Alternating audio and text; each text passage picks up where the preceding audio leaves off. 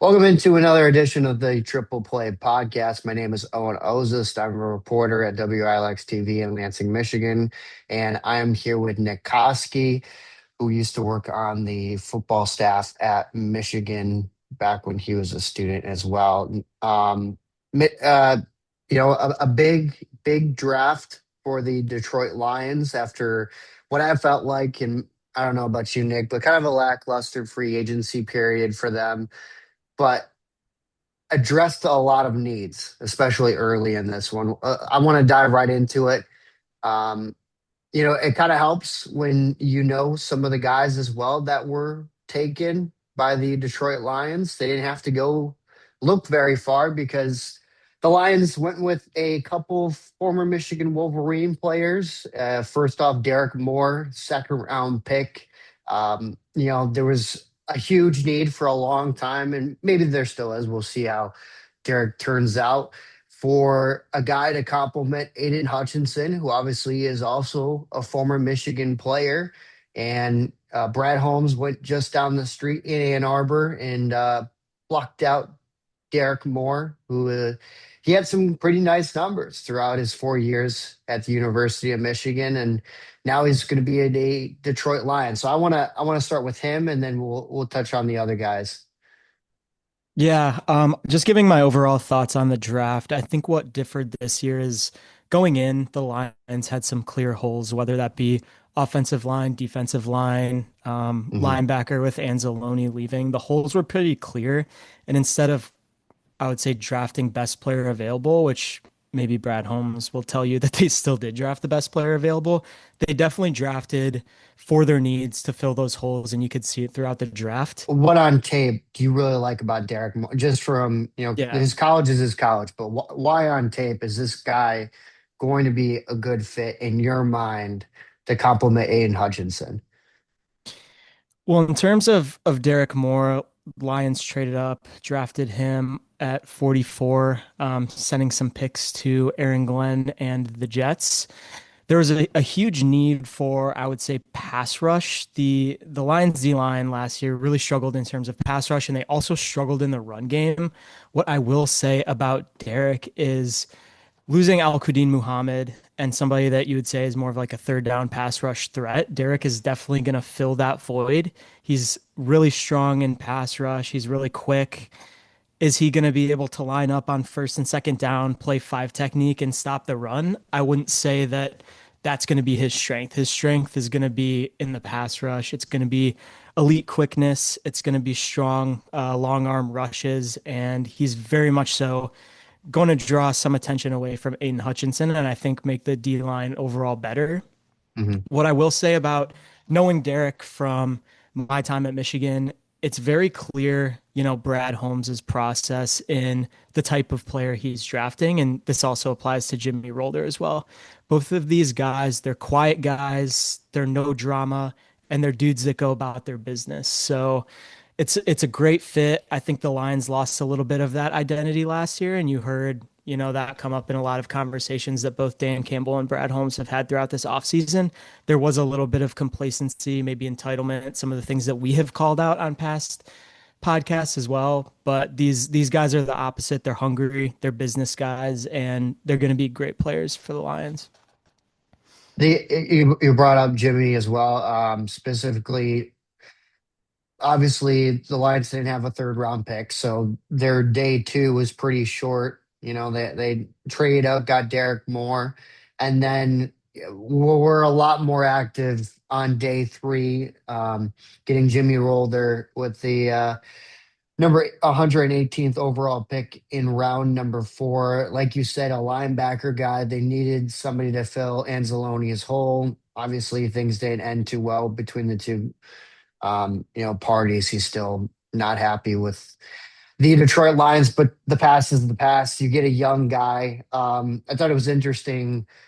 You hear all these stories about guys being at draft parties with their families and that sort of thing.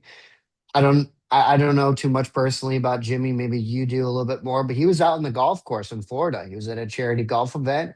Said he was on one of the holes, got a call, and that's how the Lions drafted him. So kind of a unique story. And, he was just vibing in Florida. Didn't really, Yeah. wasn't hanging out with family or anything, just was on the course. So, um, I don't know what that says about him, but I just kind of thought that was an interesting story that he Yeah. told. I I would say that probably says everything you need to know about Jimmy Rolder. I honestly hadn't heard that story, but I feel like it's very on brand for him. And Hmm. again, just kind of emphasizing a lot of the personality traits between him and Derek is Jimmy was, a quieter guy, a lead by example guy. He's a direct replacement and comp to Alex Anzalone, in my opinion. Jimmy's going to be very strong in the run game. He's going to be very physical at the point of attack, and he's going to play very strong zone coverage for a linebacker. He was somebody at Michigan that even in, the early years when we were in big time situations in playoff games, playing Ohio State late in the seasons, Jimmy was a guy that we relied on honestly as a freshman. The coaches at Michigan had always touted him physically. It was just more so getting up to speed with game planning the game, learning how to be a linebacker at the Yeah. NCAA level. And Jimmy really learned those things. And again, I haven't been a part of the Michigan football program for the past 2 years. So I'm sure Jimmy's grown in the sense of just football knowledge, gaining more confidence as a player. But the physical tools have always been there for Jimmy, and he very much so fits the Lions archetype for what they're looking, personality wise out of a player. But he's Does going to do it? a great job. I was Go just going to ahead. say, does it concern you at all? He's pretty much only played his this past season. 11 career starts all this past year. Does that concern you at all that he didn't play a lot of college football, like big time reps, or does that not really matter to you? Yeah, the Michigan has always had a strong linebacker core. So if you think back to Junior Colson, Michael Barrett, those were guys that were there for multiple years, kind of had that position locked up. And then you think of like Ernest Hausman, who was also there, very good linebacker as well. Jimmy's always gotten the chance to play, maybe not as a starter, but he has definitely played his fair share of big time games, big time moments. He And led that's Michigan something with that I 73 tackles as well this past season. So I think that shows yeah, something as well. yeah, we finally saw him this year kind of get handed over the keys if you want to say where, he was somebody that was strongly depended on, whereas maybe in past years he had a little bit of a cushion just because of the talent in that Michigan linebacker room. But he's Hmm. extremely well coached. Derek Moore, extremely well coached players. And Brad Holmes, I'm sure, has had a beat on those guys for multiple years. I think back to I believe it was 4 years ago, my first season at Michigan, Brad Holmes came to Michigan during training camp. We used to have a bunch of people come into training camp. They'll speak to the team. We brought in a bunch of scouts that would talk to players about what they're looking for at the NFL level, which again, great opportunity by Harbaugh to bring in scouts to directly talk to players, answer questions about what they can be doing to prepare for the next level. Bob Quinn, sadly, was one of those people that came in. I did not clap for him, but Brad Holmes was one of those guys that came in. I remember just being blown away with how Brad Holmes conducted himself. How he went about his business, how professional he was, and how on top of everything that he was. That was Hmm. just my one takeaway was how impressed I was with Brad Holmes. But he's known these guys for years. It's 20 minutes away. The Lions, whether it was a scout, whether it was Holmes, they were always around the facility. They're always around practice. So, they've Hmm. been able to meet and talk with these guys and see them play for quite some time, which I think only, gave them even more confidence to trade up for a guy like Derek Moore. Do I think that you know, they needed to trade up for Derek Moore? That could be up for debate a little bit. I thought he probably would have been there when they had their second round pick. But again, Brad Holmes said it himself. You never know how these drafts are going to play out. If there's a big cluster of edge guys that start going, you don't want to miss out on, potentially having your guy. And even if you have to trade up and lose Hmm. some draft capital, that's worse than going into next season not filling one of the biggest needs that this team had. Yeah, like they gave up. It was picks 50, so it would have been six picks later, and then I think it was like 150 they gave up or something like that. So I don't think it's that big of a loss. And moving up, it is what it is. They did it, and Brad Holmes did it a couple times in this draft. I don't think either one was like a major jump, but obviously they got the guys that they wanted, and that's why they did it. It was a draft where we saw a lot of trades. That it was just a lot of teams moving around. So um, just kind of in those war rooms, I'm sure that was kind of the vibe of we got to move up, and that's what they did. I did want to talk about their first round pick as well. 17th overall, a lot of offensive line guys were going. The names being thrown around just in mock drafts for guys like, Proctor and I guess the kid from Georgia, but obviously he did not have dinner with the Detroit Lions. Then that was the whole thing. But it is what it is. They got their guy in Blake Miller from Clemson. Dude's played a lot of football. I think that's a huge advantage to him. He's very durable. He's been around. I guess you could call them in ways a winning program in Clemson for a while. He's had a lot of success there. You know, Obviously, I think he's shown a lot of loyalty. I think he's shown a lot of traits that the Detroit Lions like. So I think we have yet to see him, in the NFL. You can look at the tape, you can listen to all these kind of experts, if you want to call them that, of why they liked him or didn't like him. But until he actually gets on the field and that sort of thing, you don't really know. But you do know is he's more than likely going to be the right tackle of the future for the Detroit Lions. I think that's a big get. And just from the short amount of stuff that I have seen of him, I really like him. And I think it's a good pick. What do you think? I think it's the biggest hole that, the Lions had going into this draft was Hmm. finding another tackle to be on the opposite side of Penei Sewell.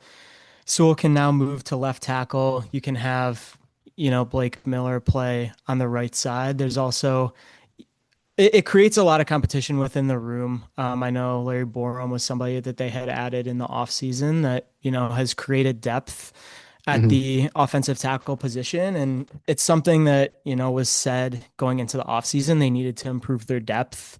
Yeah. And this pick is, for sure going to do that.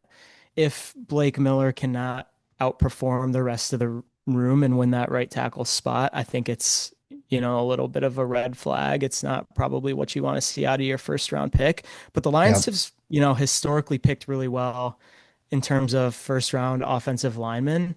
They got a guy that has a lot of experience, a guy that isn't, as much of, a guy that doesn't have a high ceiling, maybe like a Proctor, which if Proctor, succeeds at the next level, he's probably going to be one of the best tackles in the league. But Blake Miller has an extremely high floor and he's been productive every year of college. He's durable. I think there's reports out there that he hadn't missed like any practices throughout college. Like one Uh, practice. That was like his. It was one or two practices. It was something crazy like that. But yeah, and yeah, that was because he was like dealing with an insane injury. But I think that really fits the mold of what the guys they have had in here with Frank Ragnow and Taylor Decker, where they're willing to play through a lot of pain and bumps and bruises, and they're going to be dudes that you can count on. So. exactly. And, he's just the guy that I don't want to call because I think Blake Miller has the potential to be really good and he's going to be a big contributor to the Lions, in my opinion, hopefully. Mhm. But it's almost feels like this is just a safe pick. You're getting an experienced veteran guy that has played a lot of snaps. He's durable, he's healthy, and he's somebody that can jump in right away. And again, super high floor. I would call it a little safe, but I have absolutely no complaints because this is the biggest need that they Mhm. had to address with this draft, and they Well, did it with their most important pick. and safe picks in the past have been like Penei Sewell for the Detroit Lions. Like it was, one of those guys was a no-brainer at the time. Obviously, that was way higher up in the draft order when he was selected, but it was those kind of guys where when it seems like a no-brainer, you take them and, could be a Hall of Famer for all we know if things go, great. But we'll see. Yeah, I think it's interesting. Yeah, I will say. and this is just my opinion on the entire draft. The Lions did take Skylar Gill Howard. He's a D tackle out of Texas Tech in the sixth Hmm. round. I do still have a little bit of concern that they didn't, address the interior D line enough this offseason and through the draft. Um, Yeah, Again, it's going always back to hard to tell Derek, with those lower, round guys yeah, as well.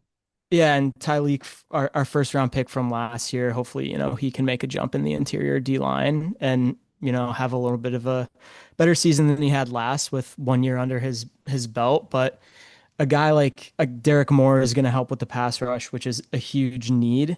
But I wouldn't say that that overall pick is shoring up the run game from an upfront perspective. Jimmy Rolder will jump in and he will be stout in the run game and be great there, but I just feel like there is a little bit of a concern that the interior D line is not going to be Hmm. as effective against the run game. But you can only pick and choose what you're going to address. They had a lot of glaring holes and they covered most of them, but that would be my concern after seeing the entire body of work from the draft and free agency going into the season. The round five selection, Keith Abney, the second, was taken number 157 overall out of Arizona State. I just thought it has not much to do with football, but I just kind of felt like it was funny. But um, back in 2017, he was a national championship or national champion in roller skating. So he's a I guess a interesting story. And he used to roller skate a lot, and it was apparently during COVID when he quit roller skating and really focused on football. So just kind of an interesting story. He was also pretty fired up to be a Lion as well. But interesting to see. He could definitely get a lot of snaps with Detroit coming up this season, especially with some question marks of availability of guys and that sort of thing. But on tape, he definitely showed some flashes of good things at ASU. So I'm kind of interested to see how he turns out as well. Yeah, and coaches love dual sport athletes, so maybe that's a good thing that helped his draft stock. I do also want to quickly comment on another one of their round five picks. They traded up 13 spots for Kendrick Law, wide receiver from Kentucky. Hmm. Again, it's a little bit of an interesting move to, trade up for another wide receiver. They didn't take any tight ends in this draft, so I think that was another spot, where they Hmm. could have built a little bit of depth in the room given when Laporta went out last year, that room was kind of a disaster, and then Brock Wright also got hurt. But Yeah. they decided to go again with another wide receiver, and I just think it's interesting that they traded up, and that would probably be the Is that a one. guy? I didn't look into this, but did he return in college? Like, is that going to be part of his? Because like I just don't see him playing very much Yeah, at all. he's a Like with guy the that guys that got. he's a guy that has a 42-inch vertical jump. He led Kentucky in receiving yards last season. Um, Most of his yards came after the catch, so he seems like kind of a gadgety wide receiver, but again, it's probably the one case in this draft that they really traded up to draft the best available guy. Um, Hmm. because I wouldn't say wide receiver was probably a position that especially you needed to trade up for in this draft, given the holes they're trying to fill. But that was the most interesting pick, I think, out of the draft, but everything else kind of made sense from my perspective. Lions also, it wasn't a draft pick, but they did sign an undrafted free agent deal with Luke Altmaier, who obviously backup quarterback's going to be probably another thing to watch heading into camp as well. He played a lot of football with Illinois, and helped turn around that program as well. Obviously, didn't have the postseason success, but that's always something to look out for. And you know, obviously, it's always interesting to see those guys and see if they can turn it into anything. It's always tough to get you know a roster spot after going undrafted and everything, but it's possible. So, but that's just Yeah. there's a couple of things, guys they drafted like or side after the draft that could be something to watch out for. They also, I don't know what your thoughts are on this because I wanted to ask you about it, but I saw the Lions canceled their rookie minicamp, which we talked about injuries, that sort of thing. Do you think that's part of that, of why they did that, or what's your thoughts on that? Yeah, I completely do, and I completely agree that they should cancel that. And going into needed to be some change of how they approach things, Hmm. and they did that, which I'm very happy about. So we'll see if that actually pays off into training camp or at the end of training camp. But I definitely do think that that is the right move to try and limit any potential possibility that there's going to be injuries. I guess, is there any cons to that? Like, is there anything bad that can come out of canceling rookie minicamp, or no? I mean, I think it's the benefit that they have that they drafted guys who have a lot of experience in college rather than taking, guys that didn't have that body of work because it's probably going to be easier for guys that are more veteran like players in the college game to come on and learn right away in training camp rather than having to walk them through all the installs during a rookie mini camp. Yeah. Okay.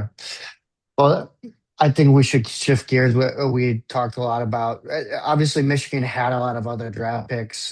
Do you want to Yeah, touch on just yeah, run through them real quick of guys you Yeah, know? I was just gonna touch on Rayshon Benny really quick, and then we can move topics. Yeah. But Yep. Rayshon Benny was a guy that I had worked with all throughout my time at Michigan. Obviously, got drafted. I believe the 200 around like 250th in the draft. So he was a guy He that is was pretty low. kind of teetering on being an undrafted free agent and being as late of a seventh round pick as you can. Super happy for him. Um, just a great guy. He's a local guy to the Detroit area and somebody that is just a great personality and a great locker room, guy. Always in a good mood, always lifting up other teammates, very sturdy. When we were in the Rose Bowl, he did break his leg, so he didn't get to play in, the national championship game for Michigan. And obviously a very determined guy to then come back from injury and then get drafted in the seventh round. I was I really wanted him to get drafted, and I turned on the draft for like the last 20 picks because I saw his name still up on the board. Same with Garrett Nussmeier, and wanted to see if those guys would end up getting picked. Mhm. Selfishly, I was hoping that Rayshon Benny would be a drafted free agent, maybe because the Lions would probably be really high on his list as somebody to kind of add some depth to the defensive line room, or at least push competition for the interior D line when it comes to training camp. Yeah. But I saw the Ravens flash up when I was watching the coverage, and I just knew they were going to take him because the Michigan D line coach went with Jesse to Baltimore. So I knew there was no Mhm. chance of him, falling even more once the Ravens came up. So I'm glad Minter picked him. And then another Michigan guy that I worked with, TJ Guy, he also was an undrafted free agent, and Baltimore scooped him up too. So you can see the confidence that some of the Baltimore Ravens staff, which is leaning heavily Michigan, has in their Mhm. production with the D line. So they grabbed a Yeah. couple of those guys up. Would have loved to have them as Lions, but very happy that Rayshon Benny got the call and that he found his squad, and he's going to be extremely well coached with the Ravens, and wish him nothing but the best, especially as a local Detroit kid. Absolutely. Let's switch gears because we only got like 8 minutes left. But um, to obviously the Detroit Pistons, which they're down 2-1 right now in the series after a 113 to 105 loss on Saturday afternoon to the Orlando Magic in game three. We always talk about, but it feels like games 3 and 5 are some of the most critical games in a series, and Detroit could not take that first one on the road when the series shifted to Orlando. I do think the Pistons bounce back, but that's why maybe game 5 could be so critical. Or, if Orlando takes both at home, Detroit's in a ton of trouble. I don't know about you, but one of my biggest concerns has been Duran. I mean, he was 3 for 10 from the field, and he struggled. Like I just this entire series for what he did during the regular season, it's been tough to watch. I don't know if you would agree with that, but Yeah, Duren's been the huge glaring weak spot of the current Pistons playoff run. We don't have to have this conversation now. We'll have it when the season comes up. But if this continues, I don't think this is a guy that you're going to give a max contract to be kind of Cade Cunningham's running mate for many years to come. It's Mhm. extremely concerning. I think if you're a Pistons fan, this is how I feel. But the panic meter is at an all-time high because if they lose their next game, it's completely over. And even if they win their next game, it's not like they have had a lot of playoff success at Little Caesars Arena. Like, I'm not going to sit here No, and they say, haven't. They very much have not because they just exactly. the game two was their first win in Little Caesars Arena ever. Yeah. Like And so it's I'm not not gonna been any. yeah, so I'm not gonna sit here and say that like the saving grace is gonna be coming back to Detroit to play in front of the home crowd because that's honestly something that hasn't made that much of a difference for the Detroit Pistons. So they got to figure it out. It feels very similar in terms of last year's playoff runs, where if you're getting behind in games and you're trying to work your way back, all Mhm. you have is Cade Cunningham. Cade Cunningham did not play very well in game three. He then, the entire team and Cade rallied to tie the game late. You thought maybe they were going to come back and win, and they had like a 2% chance to win that game at one point in the fourth quarter. They go on this incredible run, but then But it's crunch time, and the only guy that's taking shots is just ISO Cade Cunningham. I love Cade Cunningham, right. but it just the offense really stalls out when it's in crunch time because there's not another offensive weapon that you can look towards that's not Cade Cunningham when Jalen Duren's been so bad and Asar Mhm. Thompson's on the floor. Playoff Tobias, he did have a really good game, so shout out him. But But like, but there's not a lot of scoring weapons. but you talked about those holes you dig, and when you even like you talked about that 2% chance, and to come all the way back and tie it is great. But I think they exhausted so much energy doing that, and that's why you can't dig yourself those holes. You can't be down 17 points in the fourth quarter. Sometimes you can win those games, but a lot of times, even when you come back, Orlando is going to be able to, with the home crowd, especially like we saw Franz Wagner step up and hit some big shots, including that three. And then obviously Paulo's shot that went off the heel and in. Sometimes you need a little bit of luck, but I mean Detroit after that timeout that Orlando called with just over 3 minutes left, it felt like from that point Orlando took it over and kind of I, regrouped and everything, and Detroit was just trying to catch his breath, and that's like you talked about Cade trying to step up, and he did with those big shots down the line to help tie it, but I just think he got tired. I could be wrong, I but mean, no, I think those are two of the luckiest shots I've ever seen. I'm talking about it was the Franz Wagner. He was like very good closeout. He kind of like double clutched like a shot that Mhm. fell, and then the Banchero 3-pointer that fell. The Pistons played great defense on those possessions. The Magic just frankly got a little bit lucky. But I said it when we did the last podcast. This is not a good matchup for the Detroit Pistons. Wendell Carter has gotten the best of Jalen Duren. The Magic have been, relatively unhealthy for the entire Mhm. season. They're pretty much like a 4 or 5 seed disguised as an 8 seed, and it's a terrible matchup. You can look at the best players in the series.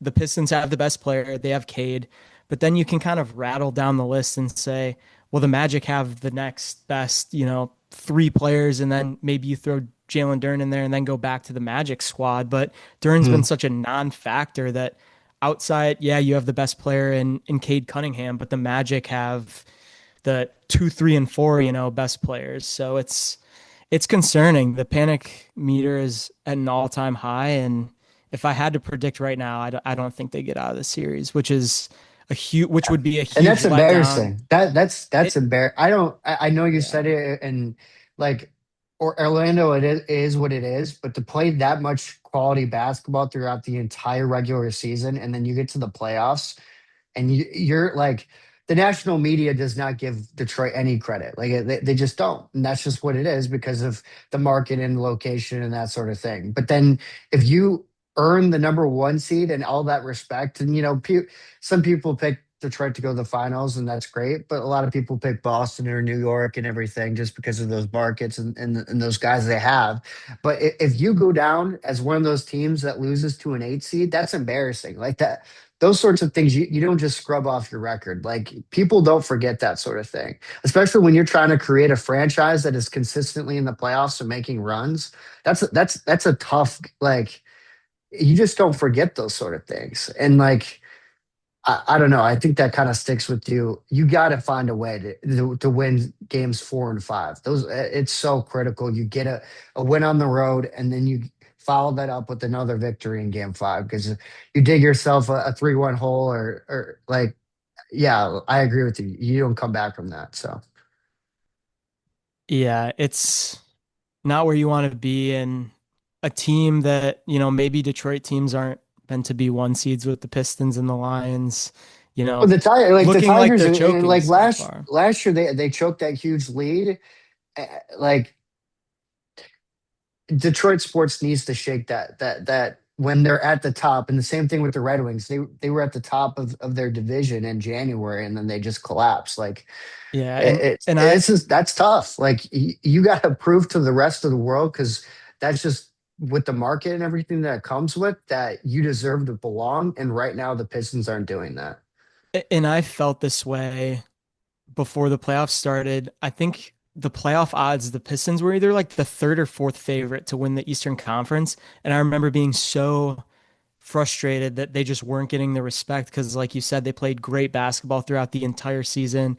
They won 60 games, but the national media and NBA just has not respected this team, probably less respect than they deserved, but it's And honestly why coming would to they right fruition. now? I know Why? it's Yeah, it's why would coming they? it's coming to fruition that I don't want to start saying fraud because there's still a chance, the Pistons are going to win the series, There but needs to be they urgency, especially out of the gate yes. in game 4. Yeah. Like there, you gotta like, and we did see that in game 2, especially coming out of the locker room when they made that historic run in that third quarter. But you need to see that on a more consistent basis. Like, why was that not seen in game 3? Like, Yeah, eh, it's been eh, extremely spotty thus far. yeah. Uh, but I think we covered a lot of stuff. Let's wrap it up for now. Thanks everyone for watching. Make sure to subscribe and continue with us because we're going to keep pumping out podcast episodes. We got a lot more to talk about. In the next couple of days with the Detroit Pistons and everything. So thanks for watching, and until next time. Thanks, guys.